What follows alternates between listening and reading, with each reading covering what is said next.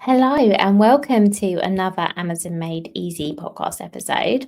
It's so nice to have you here. Little reminder, if you are listening to this episode, you can actually watch this episode. I'm recording video. This will be on YouTube, so you can watch this episode if that's how you like to get your podcasts. So we are well into quarter two now. So I'm recording this episode at the beginning of April. By the time you listen to it, it'll be the end of April. So we're almost a whole month into quarter two. And what can I say? Amazon is never boring because 2025 so far has seen quite a lot of changes, and I just want to cover those off with you in this episode so you can find out more about what has happened recently. Because there's a few updates I think you should know about, and I'm going to share those with you and also talk to you about, how they might impact you. I'm going to keep this really brief as well because the last couple of episodes have been a bit longer than I would have expected. And then I'm going to talk to you about a few things that are coming up later this year as well, or my predictions, what I think is going to come up later this year for you to think about and keep an eye on as well. But of course, do know that anything that does happen, I will be keeping you up to date. So if there are any further Amazon changes, I will do my best to let you know before they happen. So the first thing that has happened, and this is probably the biggest thing that's happened in regards to Amazon so far in 2025, is that Amazon Ireland has launched. So Amazon Ireland launched in March, and if you are already selling your products on Amazon in Europe, or you're thinking about selling on Europe, this could be a great opportunity to reach a new audience without lots of extra work. So FBA fees, if you decide to send stock into Amazon Ireland, are going to be lower for the first 12 months, and you can store your FBA stock in Ireland and fulfill orders across the other EU marketplaces. Now, this might mean you need to apply for VAT in Ireland to actually hold stock there. Of course, you can also sell in Ireland and fulfill orders yourself, provided you've got the logistics in place to do that. But it's really good because it now means that customers in Ireland can get one-day delivery, which they didn't have before. There's a fulfillment centre in Dublin, which means that Amazon customers in Ireland can now buy on Amazon and get their orders delivered next day, which is brilliant. What else do you need to know? Well, as I say, this is a really good opportunity for you to expand. It's a brand new marketplace.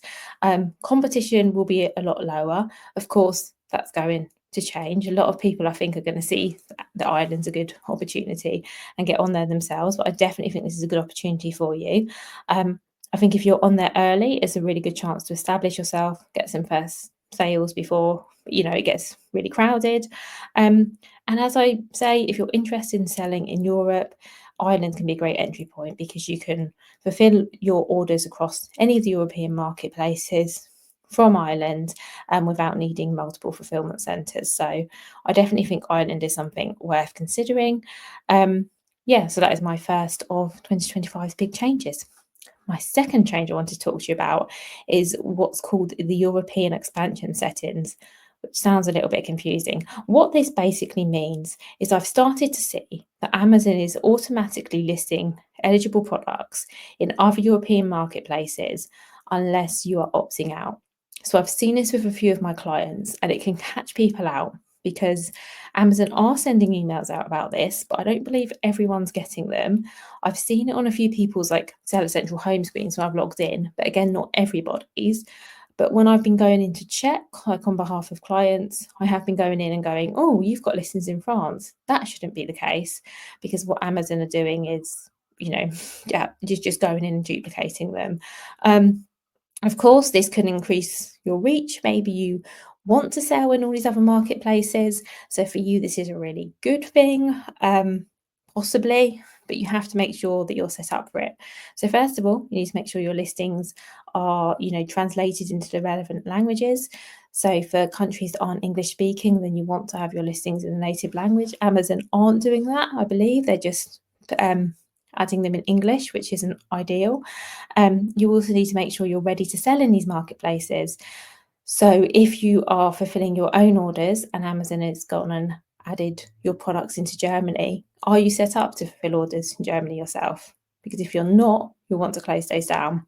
Also, if you are using FBA, then there's a chance that Amazon will use their European fulfillment network to send your UK FBA stock to customers in another marketplace that for you obviously can get quite expensive. So have a look at whether this is something that applies to you. Have a look and see if your listings are suddenly appearing in lots of other marketplaces.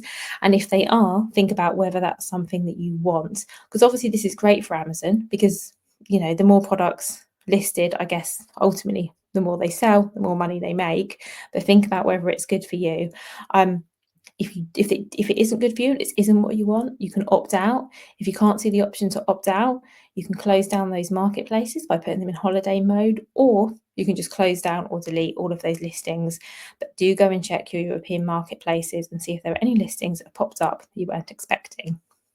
And then the third new thing so far this year is the Amazon Global Logistics rollout. This is another update that I think could hopefully be a positive one. So what this basically means is that it gives you more options to get your stock into Amazon fulfillment centers, including you can now ship from a manufacturer in China.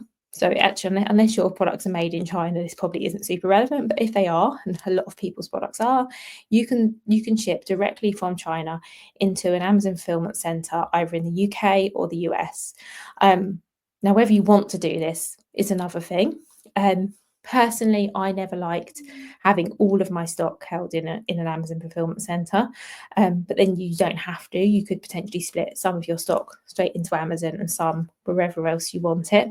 However, if you're listening to this in the UK and you're looking to sell in the US, this could possibly be a good opportunity for you. Well, depending on tariffs, I guess, but it does make it simpler for you to send your products from the manufacturer directly into the Amazon fulfillment center, as opposed to either sending it from your manufacturer to the UK over to the US, which is also a lot more shipping, or sending it to somewhere in the US to then have it sent on to Amazon. This is something you can now look into. And if you are interested in Amazon Global Logistics, Amazon are offering free webinars on this. Maybe you've got some emails on it. I think a lot of us have, so they're worth listening out for. I went to one of them a few weeks ago. It was quite interesting. It was a lot about how to register and how to get set up, as well as talking about what the program is, how much it costs, etc. So try and get one of those if you're interested. And I'm now going to talk a little bit more about some of the things to look out for the rest of this year, or at least in the next couple of months. First thing is Amazon Prime Day. So this is likely to run for around 4 days, and it's usually mid-July. I think last year it was the 16th and 17th from memory. So it's probably going to be something similar. And Amazon always expects a big increase in traffic over this time. So this is your very, very, very early warning. If you want to participate in Prime Day, keep an eye out for more announcements, but importantly, make sure your listings are ready, make sure you've got stock in place. Where are we now? You've probably got at least 2 months notice, so hopefully this is long enough for you to get prepared. Also, I've been seeing a lot about brand protection, and Amazon have announced a renewed commitment to protecting brands against counterfeit products. So if you're brand registered, you should see even more tools and support being available later this year. So this is to stop people counterfeiting your products. This is to stop people hijacking your listings. This is to stop unauthorized sellers selling your products. I know all of these things can and have been issues for Amazon sellers.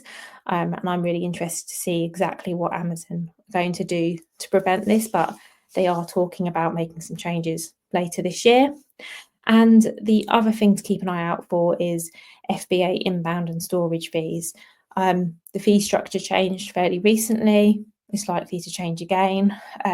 Always worth double checking your figures fairly regularly to make sure that these changes haven't changed how profitable you're being on Amazon.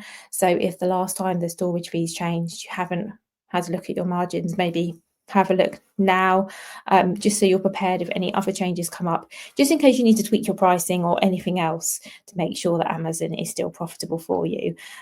Some of these changes, they can look quite small. They're not massive increases, but when they actually start adding up, actually they can have a big impact. So make sure you're really thinking about those. So there's a lot already, isn't there? And we're only a few months into the year. If you ever want help making sense of any of this, let me know. You can always book in a call with me, so via vickyweinberg.com, and we can have a chat through what these actually mean to you. You can always email me, vicky@vickyweinberg.com. I'm deliberately kept this episode quite short because we've gone a bit longer the last couple of weeks. And if there's anything you want me to talk about in future episodes, so if you want me to go into more detail with any of the topics I've covered today or in the last few episodes or anything at all, you've got a question you'd like me to dive into, so happy to take your suggestions on what we talk about here. Obviously, I want these episodes to give you as much value as possible, and do get in touch. Have a lovely rest of the week. I will be back with my regular interview on Friday and another one of these Amazon Made Easy bonuses next Tuesday.